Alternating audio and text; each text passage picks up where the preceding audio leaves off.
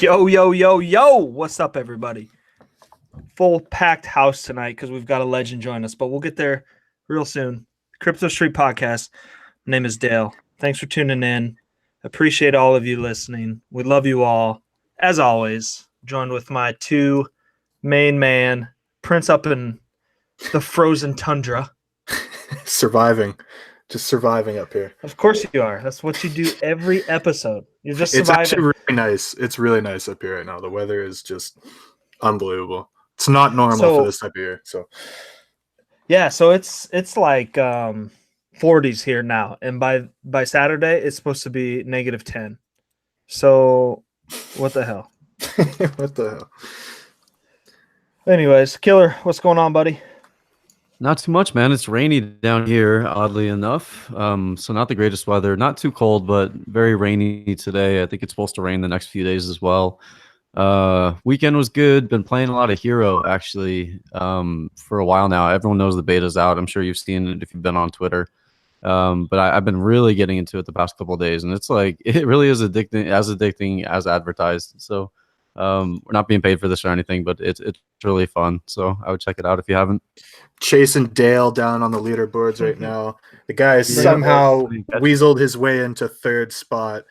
I've come up from I was 17th on Friday. I'm up in 7th now. I'm coming for you, boy. Soon enough, I'll be up there in the top 3. Don't you worry about it. Here's the problem is you're up till 3 a.m. playing. I'm getting my beauty Z's, and it's hard. I mean, I think eventually you'll catch it. For anyone listening, that's not a paid shill. We were not paid in any way. It is straight up. But as soon as sorry. As soon as it comes out live, you will understand. Oh God, yeah. Yeah, it's really fun. Hard to look away. All right, I know everybody listening or tuning in is not actually listening for us. So let's jump into the man of the year. Someone named you the 2018 Crypto Person of the Year. Did you know this, Cred? I mean, was that the Beaksy thing you're referring to? MVP thing? Or was it something else? Yeah. I mean, the odds that I actually sign up to Beaksy aren't all that high, but I would never say that publicly. Real quick, have you dived into Hero? I haven't. No, I haven't. Yeah. That's cool. So, anyways, thanks for joining us. I know it's nice. Yeah, I don't want him to because I have a feeling he'll catch me. We already got to deal with Ledger, so yeah, that's enough. We shouldn't be advertising it. Yes. Yeah, no shit. So Cred, thanks again for joining us. I know it's wee hours of the morning there. We appreciate it very much. Thanks for having me, boys. So let's dive right in. Give a little background. We're gonna really try and stay trading focused with you because that's TA stuff like that. That's really what we feel is your forte and what you're good at and known for. So let's just kind of dive right in. Give us a little background of your trading history, how everything came about, how you got to Crypto Cred today. Sure. I mean, the face creases a bit when this question comes up because the origins are so boring and totally uninteresting. I'll keep it very brief. I had some Bitcoin. When the price started going up, I became interested in kind of how it's doing because I hadn't checked on it for a couple of years. So this is first quarter of 2017. I see, I go on forums, websites, Twitter, that kind of stuff. I randomly see a link for some sort of podcast that was going to be on TeamSpeak, oddly enough, right? So you can really tell this is some 2017 shit. By the way, am I allowed to employ profane language? Is that okay with you? Yeah. Go at it. Thank fuck. Okay. So as long as you say that repeat that one more time. I will plenty. Don't worry. There won't be an absence of that. Anyway, I get on this TeamSpeak server. This guy's like, okay, here's the charts we're going to be talking about. He spams a bunch of TradingView links. I open them up and I'm none the wiser for it. And I'm like, okay, well, this looks kind of interesting. It sounds cool. So maybe I'll learn a bit of whatever it's called. I DM him being like, what the fuck is that? He says it's TA. And yeah, from then, the usual course, baby pips, crypto Twitter, and so on. I'm sure we'll dive into this, but at the time, the amount of education on Twitter, on crypto Twitter when it came to trading was quite limited. And even if in the few instances where it wasn't limited, you'd have to pay to get anything, right? Back in the day, 0.1 Bitcoin per month, and that's it, right? So once I did the baby pips thing, I joined like every single private group ever, hoping to learn how to trade. Biggest mistake. And then when I realized that the whole chart pattern Ichimoku thing wasn't really working out, I sought mentors in Forex because I'm like, this is a real market. Surely these people know how to trade. And it's kind of gone from there. That's the really short summary, I think. So Forex is really where you've kind of honed your skills in a sense, eh? It's where my mentors honed their skills is the way I'd present it. It's not the market I primarily trade myself. I follow it slightly less closely than I do Bitcoin and Ethereum, which are my main markets. But because price behaves better in Forex, all the, my mentors are all from Forex. It's a market I can't really ignore. Yeah. What do you trade most now? Are you just trading Bitcoin for the most part, or do you trade a lot of Forex too, or equities, or? Yeah, no, the vast majority of my setups have come from Bitcoin and Ethereum on BitMEX. Simple as that. I'm allowed to say that because I'm a UK resident. I was just going to say that too. Yeah, don't worry about it. We're all good on that front. But I think this year, especially because I've been paying in the last quarter of last year, I was paying much more attention to Forex and just the way it behaves. And again, because my mentors are from there, I think I'm going to reallocate a fair bit of capital this year towards those markets as well. Nice. Hey, question on the BitMEX thing, Cred. When you are in the United States, do you log into your BitMEX account, or do you VPN, or just curious what your take is? I don't visit you guys all that often. Fortunately, the last time I was in the United States was for World CryptoCon. I didn't even take my laptop, so logging into MEX wasn't a thing. I tried to be sociable. But no, I think as a general rule, Christ, if I'm there, even with a VPN and stuff, I don't think I'll mess around with it. It's just not worth it for me. I don't blame you. Yeah, they're really cracking down lately, especially. Mine just got shut down. Not that I was using it illegally. They got me. Yeah, so be wary if you are, or take the precautions, or do whatever you got to do. For sure. No, I'd rather just enjoy my time there as opposed to try to take some directional trades. Let's talk about the pinned tweet that you have quick. This is kind of, let's dive into your TA resources here. You talk about some, in your study guide, which we'll get to eventually, some, holy cow, I'm having a brain fart. Some things that you use, trends line, horizontals, Fibonacci, indicators, stuff like that. So, can just kind of dive into some of those that, let's just start with Fibonacci. Let's start with the fibs, because I don't think anyone who we have ever talked to on the show has ever talked about fibs. So let's start with that if you want to. Sure. So just not a disclaimer, but I suppose just to give it some context, and we will cover this when we get to the study guide, but the tools there, I don't necessarily, and I certainly don't for a fact, use all of them, right? I just think that these are kind of toolkit, foundational tools. And then if you want to learn and apply them to your system, feel free. If you think they're dog shit and don't want to use them, be my guest, right? I'd rather give people the choice to choose what they want to use and move on, decide for themselves, as opposed to say, this is the only thing I think is valuable, and this is therefore the only thing I'm going to teach, right? When it comes to fibs, I'm not going to say I use them differently to most people, because that sounds like a cringe marketing guru type shit thing to say. What I will say is I disagree with most people on what they actually are. Because even most guides on the internet, you'll read like, oh, this is like the golden retracement level, and like all the algorithms honing in on the 0.5 and shit like that, which I don't think is true, persuasive, or relevant, right? The way I use fibs is kind of, if you think about what you're actually doing, is you're taking a move and measuring retracement levels of that move, right? So a leg up once it tops out, or if you fib from, let's say, bottom to top, all you're doing is marking out how much it's going to dip after going higher, right? And so from there, you can get certain price action concepts. So I think it was Ken Roberts, and then popularized by ICT, who have this setup where if the, let's say in very simple terms, the market goes up a lot, makes a higher high, and markets don't move in straight lines. So we anticipate that it's going to go down a bit. Right. Where / how much is it going to go down? Well, the technical argument is that a 62 to 79% retracement, or the the gap between those 61.8 and 78.6 fib levels is normally risk reward wise and everything else a healthy retracement level, right? So you can use that to confluence like an existing support resistance structure or whatever else, right? So when it comes to fibs, it's not any of the magic voodoo algorithm shit that I find particularly interesting. If I use them, it's as described in the study guide pretty much. If the market breaks out and I want to buy a dip, I'm just going to measure the origin of the breakout to the breakout high and see roughly where sort of 60 to 70% of that retracement lies. And if I've got a support structure there, then great, that's some confluence. But it's really simple. I just use it to measure moves to see how much they might dip. It's nothing more fancy than that. Right. What are the main indicators you use, like nowadays, would you say, in terms of your recent trading? What are the main things you look at when you look at a chart? None at the moment, to be completely honest with you. There is one price pattern that's quite interesting, kind of 3 drives. We have a high, a high, a high, and then so basically 3 drives up or 3 drives down, and then you get bearish or bullish divergence in the opposite direction, right? That's, you can see Hasaka Trades posts a lot about that. I think Trader Scarface as well. So basically it's quite common, but I mean, I learned it from Trader Dante in like early 2017.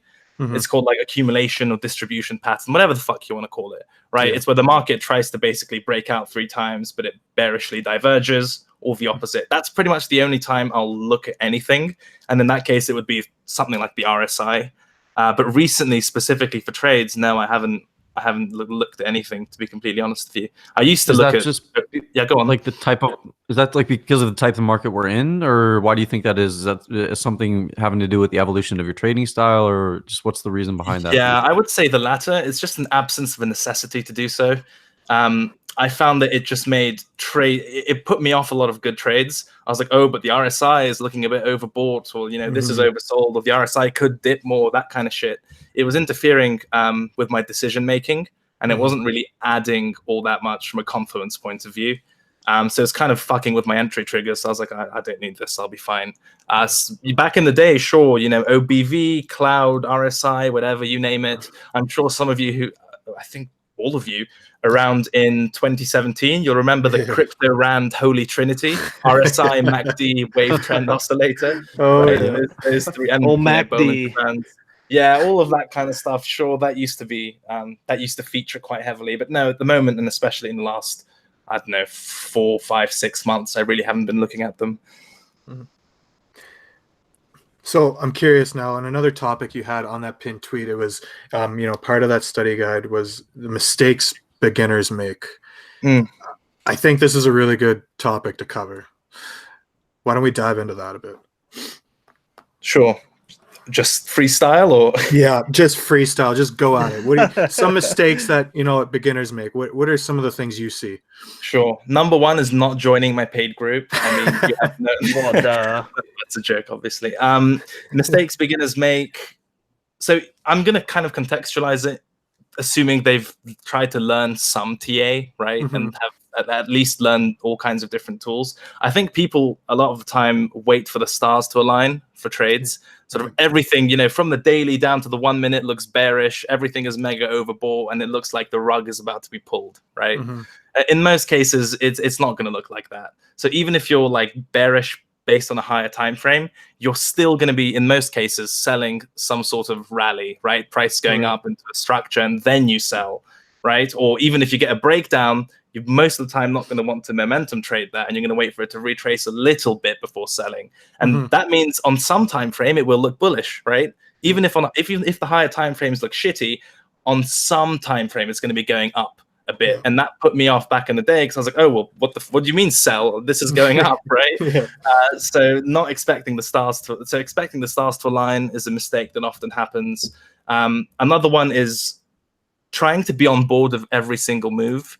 It's really bad when you're just starting out. And I kind of get it, the FOMO. Like, you see a big candle and you think, shit, man, so many people made money on this move, and I didn't. What am I doing? What am I doing? I'm shit at this. And usually they'll try to like fade it, take the other side. Like, we have a big up candle. Everyone's like, oh, fuck that. I wasn't on board. I'm going to short because it looks overbought, and then pray for the best. So that kind of, feeling the need to be on board every move is a huge mistake.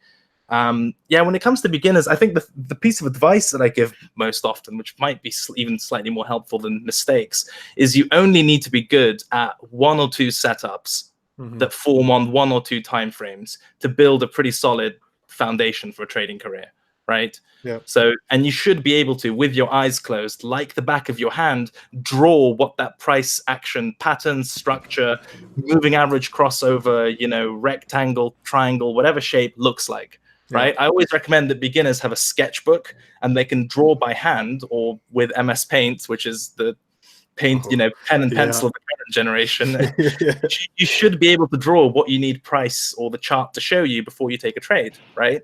And you only need 1 or 2 of those setups that you can just identify immediately within 5 seconds of looking at a chart to trade quite well starting out. And I think people forget that. Like, I used to think that if I'm looking at a chart, there needs to be a trade there, right? Yeah. And if exactly. Yeah. Myself included. Yeah. And you take shitty setups because you just think there's a trade, and that's the thing. Yeah. Like, I always used to think it's obvious what's going to happen next if someone's smarter than me, right? So the setup's there, I just can't see it because I'm an inexperienced idiot. And that's not the case. It's totally normal to, even for the day, browse through a chart and say, you know what, there's fuck all for me here. I'm going to wait for something clear. Nowadays, my best trades come from if I open up the chart, scan it for about 5 seconds, and the trade jumps out at me, right? One thing I ask myself before I take any trade as a checklist type thing is, as a question, is this trade going to be obvious in hindsight, right? And just even asking that as a entry checklist question has really improved the quality of the setups I'm taking. If you're having to guess and kind of squiggle too much and almost convince yourself, it's probably a shitty setup. Whereas in most cases, if you're thinking, okay, this actually looks pretty obvious, this might be too easy, most of the time that's all it takes. That's where the high quality setup is, in my experience at least. Well, and too, like, the thing about, you just need a couple setups that you just get really good at, and there's a thing of, and I find myself, I fall into that trap sometimes of feeling like I always need to be trying to push for a trade, even if you don't see it, right? But it's like, instinctively, I feel like I need to be pushing for a trade, because if I'm not trying to make money, right? Yeah. It's like, well, what am I doing? But it's so big, just being able to sit on your hands, it might only be 1 or 2 trades in a year that make you your bulk of your money, and they could be some pretty sweet returns, right? Depending on what you're looking for. It's funny though, because as a trader, you spend a lot of time just like staring at a chart and like looking for something to happen, because that's part of your job. And so it's really hard to like also balance that with the idea that, hey, my entire year could be made on, like, let's say 6 to 10 trades. And but it's absolutely true. I agree with you 100%. But I think that's why it's such a tough battle, I think. Because there's so much that you can look at and like kind of convince yourself is something, when it's not action, it's just noise. For sure. Yeah. I mean, that's hard to kind of happen to me in December. Oh, it takes age. I mean, I think it's a work in progress. I don't think you get to a point where you're like, okay, I'm a monk with my discipline now, and I will only take high quality setups that are obvious. I think even the best traders constantly work on that. I mean, that's kind of how my December was. I had a really shitty start of December trading, and then the middle of December wasn't amazing either, because I was working on the study guide, right? And that just zapped my concentration and my brain cells. And I was exactly in the position that was described, where, I hadn't traded in a few days. And so I open up, because I'm working on study guide, other shit. I look at the chart and I'm like, okay, well, I need to make some money, right? I haven't been paying attention to this, and I'll punt some sort of shitty setup, lose money, and do my ass. But then at the end, pretty much at the end of the month, I had one of my best trades of the year on literally a scalp, because of the way I defined my risk on that. And that made up for both December and, also added way more on top. It only honestly takes a couple good setups a week, if that, for you to do just fine. And usually they're worth waiting for. And if they're worth waiting for, you'll fucking notice on the chart if there's a setup worth waiting for. Well, and to branch now onto that, where you were able to make just, off of one trade, you pretty much made up for, the month where you're kind of struggling. And to be able to do that, you have to be really, focused on your risk levels, how much, how much capital you're putting out, how much you're putting at risk. What do you, maybe let's go into that now, because I think that's another good topic to branch off of here. Maybe especially for the beginners, when they're entering a trade, what kind of, things might you be looking for, in concerns to risk? Yeah. So the first thing I'll say is, you can predefine your risk, right? Maybe not to the exact dollar because of slippage, fees, and other exchange or execution related parameters that are outside your control. But for the most part, you can predetermine how much you're going to lose on a trade, right? Which is wonderful. And if you don't know what I mean by that, is essentially using pretty basic maths, all of which is in my articles and whatever. If you trade Forex, it's even easier because there's a good chance that your broker has a position size calculator. And you can literally just input where you want your stop to be, where you want your entry, and how much you want to risk, and you know that's it. But for beginners, I'd say predetermining your risk is huge, because you're not essentially guessing how much you're going to lose if you're wrong, right? And the mental peace that brings to your mind as well, or at least it did to mine, that even if I'm completely wrong on this trade and I get stopped out in the next candle, the most grave consequences of that, aside from feeling a bit shitty, is that I'll lose, let's say, 1% of my account, right? And once you kind of think in those terms, it's not all that terrible. Yeah, it changes everything. Yeah. Oh, for sure. Yeah, and I think that's pretty empowering, if anything, being able to think in those terms. For me personally, I try to stick to fixed risk percentage per trade on a quite systematic basis. And that usually lies at about 2% per trade. I'll risk, which means so what that means for those people who don't know is if I enter a trade and price hits my stop loss, I will lose 2% of my trading account or whatever the balance on that account is, right? There is some discretion involved in that. Only recently. So, for example, I took some shorts in December on the way up at levels that I had marked out since the dawn of fucking time. But I kind of I wasn't feeling the bearishness, right? So, I mean, my system told me to sell these levels because they're really nice levels, but I wasn't quite feeling, you know, that the market was going to turn. So instead of risking 2% on those trades, I risked 1%. Yeah. Right. So essentially, saved myself a lot of losses by purely through gut instinct, intuition, whatever you want to call it, reducing my risk there. And then the trade that made me back, well, definitely all the losses and way more, I doubled my normal risk and risked 4% on that because the setup was just mega clear and I had high conviction. For beginners, I'd suggest using like a strict risk level that puts you at psychological peace that isn't too high. Honestly, especially if you're trying out a bunch of different setups, and just to see how it is to be in a trade, managing it, whether the setup you want to learn works. I see nothing wrong with literally risking like 0.25 to 0.5% per trade, right? I think that's a good idea, if anything. And you know, you're not going to really feel that all that much, especially if you've done your bit in demo. So that's pretty much what I'd do with risk. At all levels, predefine it. Once you get a bit more advanced, then you've got more data, like expectancy of certain setups, as well as general gut instinct and knowing your market. You can play around with those levels, risk levels. I think generally, if you're doing well, if you can either stay flat with your risk, but I personally advocate for if you're going to change your risk parameters when you're doing well, it has to be to the upside, right? Yeah. I think there's a lot of people, and I used to think like this because it's intuitively somewhat logical, but it isn't, who argue that if you're doing well, don't let it get to your head and reduce your risk. It's actually bullshit, because if you're doing well, the market is telling you, hey, the way you trade, your edge, it's going through a good period. It's working. Yeah. So step on the fucking pedal, make the most of that period where the market basically likes how you trade and is on the same wavelength as you. And then when you're doing your ass later on, you already have more money, and then you can take the foot off to say that these market conditions aren't ideal for me. But it makes no sense to do it the other way around, in my opinion. And that's the thing, because edges come and go. You know, this is like, you might find like a little tiny niche in the market, or like kind of like a glitch, or you could say, you know, where it's just a glitch. They both kind of make sense, I guess, but in a way. But that's not going to last forever, and like that's why trading, you know, you have to be very flexible and adjust your strategy with what the market is showing you, which I guess ties into psychology a little bit of the markets and how you stay nimble and kind of on top of things, and maybe change up what works for you. So talk a little bit about that if you could. Yeah, well, I think collecting data is important, and I don't mean to use the word data to sound all scientific and shit, but at least so you have a reasonable understanding of what your win rate is, you know, the average risk reward of the setups you take, where you fuck up the setups that you take them, all that kind of stuff. Or at least if you're just starting out, I mean, for God's sake, make a note of why you're taking a trade. And then if that reason never works out, maybe stop doing it so you stop losing money, right? Yeah.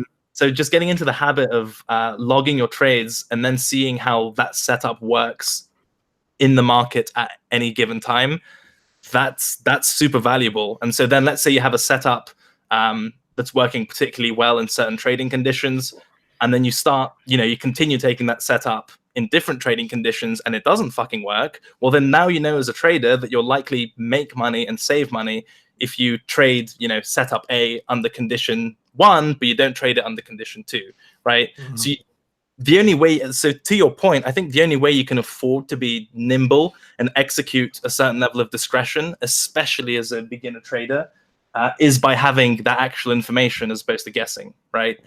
Because it gets to the point where once you've logged enough trades, especially if you have reasonably defined setups, you can arrive at a number which is your expectancy, right?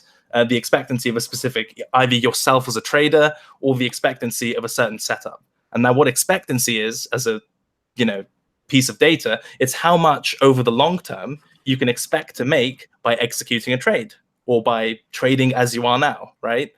And so if you have that type of data, it gets to the point where, let's say you trade, I don't know, fucking triangle breakouts or some shit, right? Like bullish pennants. I'm just pulling this out of my ass. Let's say you trade bullish pennants, you've traded over 50 bullish pennants, and it gives you a nice positive expectancy. What that means is when you see one form on your chart and you don't take the trade, you know that statistically you're fucking leaving money on the you're leaving money in the market or on the table by not taking that trade. And having that empirical sort of bedrock is an amazing way to improve your trigger discipline when you're just starting out and you're just too scared to take setups. Because at that point, the numbers are telling you that statistically you're leaving money on the table by not taking this, And I personally found that changed a lot for me. It was very powerful. We can break it down so much, right? Where, a lot of times trading, it can feel like a lot of things are so much out of our control, but there are a lot of ways that we can put control back into our hands. And yeah, like so much of this, data, getting all that stuff, knowing your performance, how are you doing, controlling your risk, your position sizes, all this stuff adds into being in control of your kind of destiny in a sense, right? And not letting it so that the market is in complete control of you. Absolutely, man. And I think it's like you have to have some kind of system. No matter what your system is, whatever works for you, just have some kind of plan. It's sort of like a repeatable process that you can apply towards the markets, even as they change. Just some things you look for, rather than. I mean, it's very easy to like fall into the pattern of not having a plan over and over and just being like, "Oh, I got unlucky there," or "Oh, this explains why my plan is not having a plan." It's powerful for like rationalizing stupid things, to make you feel better about yourself. It's like a defense mechanism for your ego, I think. Sure. But it's like it's very important to fight that, I think, if you hope to improve it all. Completely, man. There's a good question here in the troll box, and I want to ask it. So Cryptoons asked, what's the highest risk you've ever taken on a trade? Like, do you ever get, maybe when you're feeling really confident, will you increase that risk? And maybe how high will you go if you do? Sure. I mean, I can think of a couple of degen-y setups where I risked like 10%, but that's very rare. In terms of in terms of scaling up risk on a somewhat consistent basis, the highest I'd go or have gone that's been somewhat frequent would be doubling my risk on setups that I think are super, super clear. And so for me, that only means 4% in most cases, right? So the trade I took in December, I risked 4% of my account, which is actually lower than a lot of people risk per trade normally, right? Especially on Twitter, there are a lot of people who will risk like 5-10% per trade, which is, to me, is crazy. They must have mental win rates or a whole host of data that shows them that they can pull this off. I don't have I don't have those sorts of figures. So for me, a sort of degen-y trade, if I'm doubling down, would be 4% risk on a setup. But also bear in mind, let's say what I've also done, I suppose the highest effective risk would be 8%, because I took 4% on Bitcoin and 4% on Ethereum, right? And it's very likely that if I'm wrong on one, I'm going to be wrong on the other. But no, effectively on a per trade basis, I'm not completely crazy. I've punted a few 10% risks, felt mega uncomfortable in the trade as soon as it filled, right? Micromanaging, sweating, being, unhappy generally, which I think we can jump into as well. But Yeah. on a somewhat replicable basis, double my risk if I think something is mega clear. And even then, in most cases, I tell myself not to do it. It's very much discretionary, that thing. And you mentioned like you're feeling, you're not comfortable. Like that's a pretty big sign to me, right? It's like, okay, get the hell out, right? Like, yeah, it's like if I think it's what it's to say. It's like if you can't go to bed at night with a trade and you just, you're up all night checking it because you're just uncomfortable, you can't sleep. Mm-hmm. It's probably not the best of positions. Yeah, it's either the setup is shit, you've got too much size on, like it's not a good place to be in terms of risking your hard-earned money. Yeah. Let's pivot just a tiny bit, I guess, and get your thoughts on the markets right now, or specifically the price of Bitcoin, where you think we're going. Recently, we've bottomed around, mid 3,000s, I would say. We're at 36.65 just about right now. So what have you been looking at in the charts right now? What are your thoughts, let's say, a month or two out, or sort of in the near term? Sure. Yeah, I think higher time frame stuff would be pretty useful. So, I mean, intermediate term on the weekly chart, the level that I'm kind of paying attention to and that I tweeted is 34.30. And that's because when we had that huge dump, where the week started at 5,500 and closed all the way at 3,900 or roughly thereabouts. Yeah, 3,930. I've delineated the low of that week, which comes out at 3,430, because after that weekly close was the first little bit of relief that we had, right? And all that tells me was at that low, there was enough buying to force price to close higher and actually have an up week following that, right? Now, what we've done since then is, so the week of November 26th was that candle up. That's fine. On the week of the 3rd of December, we violated it but closed above it. 10th of December, we closed through it. Everyone probably got mega bearish, being like, we lost that range low or structure low, whatever, we're screwed. But then the next week was our really bullish week where price opened at basically the low, right? 3,100, but then closed all the way pretty much at 4,000, right? Now, interestingly, on all time frames, that original level was never retested. So this kind of price structure, I'm cognizant that it's a podcast, so I'll be, as descriptive as possible. It's basically called an over-under. So when you have a low, price dips below it, gets back above it, and then kind of reclaims it, right? And that's usually explained as being a false break, a stop run, or whatever, or essentially an inverted head and shoulders type of structure. So that's kind of the level I'm looking at on the weekly to see if there's any chance we reach higher. There's still no higher high on the weekly chart, obviously. We're currently capped at 4.1K, which is what slapped price down recently. Yeah. So in terms of downside, I think if price doesn't find any support at 34.30, we're definitely revisiting yearly lows. And so far, the price has been such that revisiting the yearly lows has simply meant making new ones. And where do we go from there? I mean, God knows. I've expressed a million times that I don't really like looking as far as August and September of last year for technical reference points, just because of recency. But I mean, below sort of, I suppose 2.9, 2.4K, that kind of thing, maybe even 2K would be the levels below that. Upside, man. Yeah. Upside. I think if we hit 4.1K again, there's a good chance we'll break it. Because there's been a lot of absorption at that level. That price level is just a bit beaten up from a technical point of view. And then that's where all the, if we're going to have a bull trap, it'll be on the breakout of 4.1K, where everyone thinks the bottom is in. Intermediate resistance levels, I mean, 4.6K, and then the magnet, if you will, of 5.8 to 6.2K, right? I think everyone's kind of lost track of the fact that anything that comes even remotely close to 6K is just a super high probability bearish retest until proven otherwise, right? So even if we absolutely smash 4K and fly through 4.6K or whatever else, and start heading with great momentum to 4.5, 5.8, 6K, that's bearish. That should be not bearish in itself that price is moving up, but it's definitely forming a bearish setup, because the floor that has kept this damn thing alive all year has broken, and we anticipate to turn into a ceiling of sorts, right? So anything even close to 6K is a bearish retest until proven otherwise, which is why I was quite adamant as soon as we broke 6K. I said I wouldn't try to catch the bottom here because I don't like looking back a year for my levels.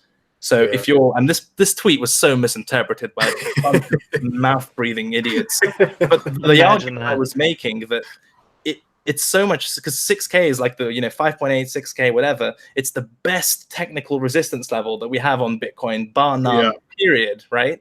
So if you're in cash or you've just joined crypto and you're waiting to see what the hell this market does, I think it's a really good shout to wait until price absolutely smashes 6K and then you can buy. Right. Because there's a really good chance that if the best resistance level on this damn chart is reclaimed as support, the price is going to absolutely rip and want to trade way higher. I think at least the sort of 9K, right? So, I mean, that's what makes sense to me on Bitcoin, speaking higher timeframes. I don't think there's anything wrong with not catching the bottom. Most people who've tried to do so have done their ass. Even if the market finds a bottom, it's not going to V-reverse into 6K and go through it. It could fucking consolidate for a year, right? So even if you do catch the bottom, you might be waiting for fucking ages to make any money. Whereas if you wait and are patient enough for 6K to get broken, if that ever happens, right? It doesn't have to, but if that level were to get reclaimed, then you can A, higher probability that market's bottomed, B, get a violent move and actually make some damn money because the thing is likely to go up way more when levels like that get reflipped. Yeah, so sort of like beware the noise for quite a while. I think like, would you say in a sense, maybe the best thing for bulls is a period of just like flatness and kind of like just nothingness for a little bit? Yeah, it depends on your trading style. If you can play this intraday, the volatility's been all right. Yeah, it's certainly way better than we had at 6K. Yeah. So if you get intraday setups that meet your criteria and your trading style or whatever, please feel free. But on a higher time frame, my personal trading style, I'm not going to try to catch the bottom. I don't care about the bottom, right? Because I make money and traders make money by defining their risk well, right? Yeah. So it's not about the size of the move that matters necessarily. That price moved $1,000. It's more important how tightly could you define your risk, which then dictates how much size you have on the trade. Which is another important topic. So yeah, I mean, if you're bullish, but if your exposure isn't all too limited, I mean, fuck knows where you want to be averaging down. There's a good chance that you've been averaging since like 5.5. So you might not even have the money left to do that. If you're just watching this, anything up to 5.8, that basically floor, it's a bearish retest until proven otherwise. And I guarantee you, if we hit 4.1K again, I think there's a good chance we'll smash it. And as we start going up, everyone's going to get super fucking excited. It's going to be a high momentum move. We're probably going to mostly coast through mid to high 4Ks, maybe even 5K. And people are going to completely lose track of the site that it's actually a sell setup forming more than anything until proven otherwise. It's funny. I think, it was Gunlock. He released some of his his views on what could happen in this coming year in the markets. And if anyone doesn't know, he was pretty bang on with a lot of his opinions last year in the markets. And, he's more of a legacy market guy, but he actually made a comment on Bitcoin. And he said he still thinks that 5K Bitcoin is very doable and that it'll probably see it. But his general view is stay the hell away from it. Now, that's his opinion, right? Now he's pretty good. So it's like, take that how you will. But yeah, I thought it was kind of interesting that he even included Bitcoin in his views. So yeah, it could just chop around for fucking ever, right? And then go and retest 6K and then fail and keep going sideways, right? Yeah. So yeah, from a higher time frame swing perspective, if you want your violent moves, you get violent moves when a lot of people are trapped. Where would a lot of people be trapped? They'd be trapped shorting 6K if it fails to act as resistance. So if that level fails to act as resistance, there's a super high probability because of the amount of people offside on that it's going to rip, I think, much higher. But that's a distant fantasy until it happens. Cred, somebody in the chat was asking, do you have 3 favorite altcoins? If you don't, that's fine. But I was just kind of curious to hear your response to that.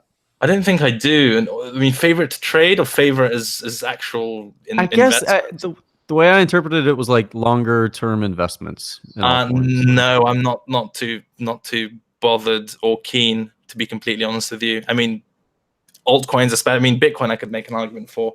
Altcoins themselves, I don't. As an investor / trader, I don't think ETH is going to disappear. If you can get like mid-ish double-digit ETH, I personally think that's all right for my risk appetite and parameters. But in terms of like, oh, favorite altcoins, long-term hold, this team is amazing, and they're going to build the future, new Amazon, yada yada. Nothing springs to mind, which is probably a good thing. Fair enough. Yeah. So like more of like a bit of a maximalist, maybe you could say. Not philosophically, but perhaps practically. not to lead you into that, because I know it's like a label. God, yeah. Cool. Well, Cred, let's wrap things up here and let's chat about your study guide. I know I've read it a couple times, watched some of your TA videos, so why don't you just give a little plug for that? That came out on Christmas Day, I believe it was, right? Oh, it did. Yes. I mean, that story isn't as sad as it sounds. Okay, let me offer an apologetic here to some extent. I was in Moscow, right, and Russia has the main faith there is Orthodox Christianity, and Orthodox Christianity does not celebrate the 25th of December as Christmas, right? Orthodox Christmas is like the first week of January, or sort of 6th, 7th, or 8th of January, something like that. So Christmas Day means fuck all in Moscow. So there's nothing going on. It's just a normal day. And even, when Orthodox Christmas does come about, it's a quite somber religious thing. The actual big party is on New Year's, right? Just to, throw myself a lifeline here.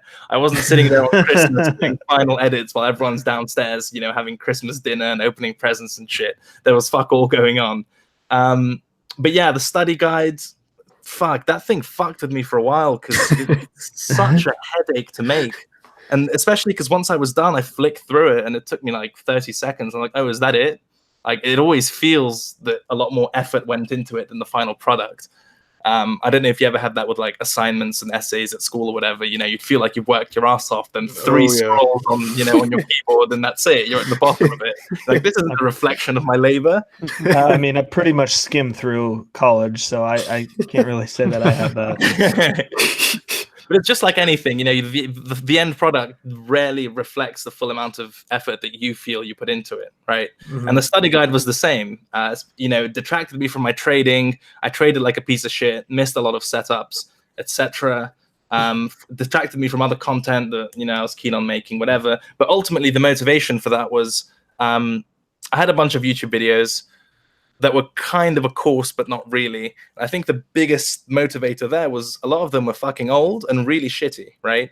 Mm. Like a lot of these videos, I'm like, this is a low quality video. And if anyone's like, oh, go watch Cred's stuff, and they see that, I don't want them to think that that's a reflection of where I am currently, right? And so the two options I thought I had was to either redo the shit videos, which is, I mean, I can't be fucked to do that, let's be honest. Or alternatively, offer some sort of update, addendum, supplement type structure where I can say, here's an updated view on this, right? And so the study guide kind of makes sense as a written supplement with a bunch of chart examples. And also it's nice for people to see, my evolution as well. So if they watch the trendline video, kind of like, okay, he's taught us how to draw them. It's not very useful. And then see the study guide section on trend lines, which is like 13 pages long. I'll be like, okay, well, he's clearly learned a thing or two since then. I think that's a nice touch, a humanizing touch, if you will. Mm-hmm. But yeah, really, that was it. It's the fact that my content was being referenced quite a lot. Like, oh, where do I learn TA? And it was like, oh, Cred stuff. Like, I mean, that's really cool, nice. I'm happy that that's become what it is. But I personally wasn't happy with all the material there. And the study guide was just a logical way to kind of fix that, in my mind, at least. Yeah, I think it's a great piece for not even just new people in this space, but for everybody that's trading, a little refresher. And I know that, and then I know like your Telegram group, you often go live and kind of give your opinion on the markets, and I think that stuff's pretty cool because you're obviously doing it all for free. Pretty cool to see someone offering so much great free content for people in this space. So kudos to you, Cred. Thanks, man. I mean, look, it's a bit of a full circle thing because when we started out, I mentioned I joined the space, and if learning TA was hard, right? Because you had baby pips, and then all these big accounts drawing these random lines. The second you'd ask them a question, you'd normally back in the day get a fucking automated message from them. about like their group, what it Yeah. offers, and like that kind of stuff. And it's mental. And it was like 0.1 Bitcoin per month. Yeah. At like $3,000, well, no, between $2,000 and $3,000 Bitcoin prices, I think, something like that. That's not a precise figure, but yeah, you know, the barriers to entry were real fucking high, and then you'd get in there and realize that these people can't even teach, right? And so you're there like, oh my god, I'm like paying money to this guy to learn, and he can't, you know, I can't even derive any value from that. So the space is really rough for it, and so. At the time when I was learning to chart and trade from Twitter traders, which just sounds like a horrifying thing to say. That, you know, it was the Ichimoku cloud was hot, right? It was, yeah. And Totally. And patterns. And so I made an effort to learn the cloud, but all the resources I saw were super shitty. And I'm like, this is not clearly explained at all. I had to like rewatch them 3-4 times, like random Forex guys, yada yada. And so once I finally got the cloud and it was a trendy thing and everyone's asking questions about it and I was using it in my charts and my DMs blowing up, etc., I was like, well, why not just make a fucking video, explain it, so I didn't have to answer like, you know, 20 DMs a day being like, what's this line, you know? And so once I did that, it got good feedback, and then it kind of just evolved from there. And it's also how I made good friends with Ledger Status. So Hey, there you shout go. out to Ichimoku. Hey, shout out Ledger. Yeah. Yeah, it's funny because I remember following, I'm not going to name names, but some of these bigger accounts, and literally the minute you follow, it's like a bot just automatically sent you that message. Oh yeah, I still got Thanks for the some. follow. Well, I still especially got during the some. bull market. You know, Oh, I yeah. just feel like everyone's like, time to monetize, like time to get in that, make that for paper, sure. get that bread.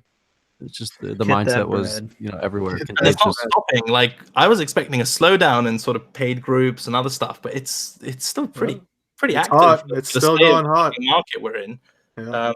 And that's also part of the reason I like doing. I mean, this is a bit of a crass remark to make, but I'm kind of cock blocking a lot of 2018, 2019 cunts who don't know shit about trading, and we're hoping to come into this space with a bunch of uninformed investors, put up a shitty sales funnel, and make a quick buck on like a PDF from Baby Pips, right? And charging like $20 for it. It's a bit of a fuck you to you because my shit's better than yours, and you don't have to pay for it. So that's also part of the motivation. I don't think. I mean, that's a very crass way of putting it. If I were trying to save myself a little bit, I don't think people should have to pay to learn the absolute basics, right?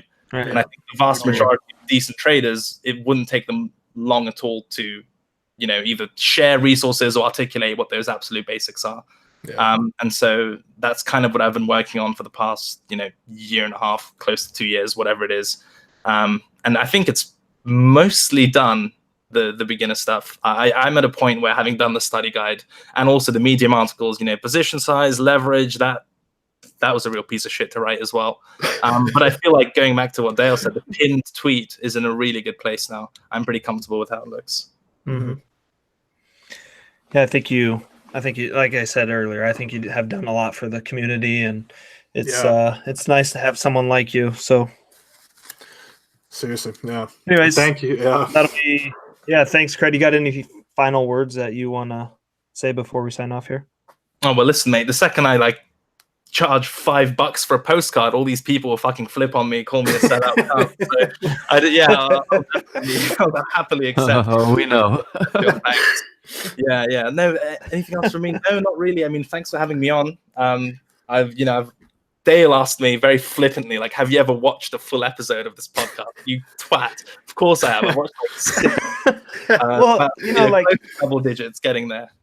Well, you're saying this, making me look like a bad guy, but you're like, what should I expect? Are you guys gonna? What did you say? You're like, are you guys gonna corner me and throw some shit at me? Yep. Are you gonna ambush me? I mean, it's obviously. There you go. That's what you said. That's what you said. ambush So me. you made this call on September 30th. That was blah, blah, blah. That's exactly what I told him. I said, well, we want day by day Bitcoin prediction. Here's everything you've ever said in Discord that's questionable. Yeah. Time. Chat logs. 3:33 p.m. October 12th. Oh, man, yeah, UT's the exact time. Read no reply. What was going on here? The space is a very vibrant, budding one. There's a lot of other non-trading stuff going on. So if you guys ever gonna future self-invite to have a more shoot the shit, maybe slightly less trading related one to maybe poke some sleeping bears and bees nests, I'd be more than happy to after I a think drink, we would all love that. Yeah. we can dissect some of the shit that goes on in fuck yeah. this wonderful home we live in. I'd love to have you and Danny on at the same time. Cred. Oh God. Danny's a good friend. Oh, I don't think people, I hang out with Danny quite a bit. We're good friends in in real life as well, because he's We'll a have lot. to- That's what he was saying.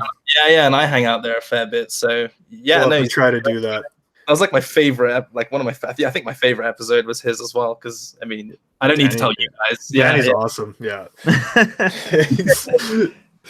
All right, cool. Well, thanks everyone for tuning in.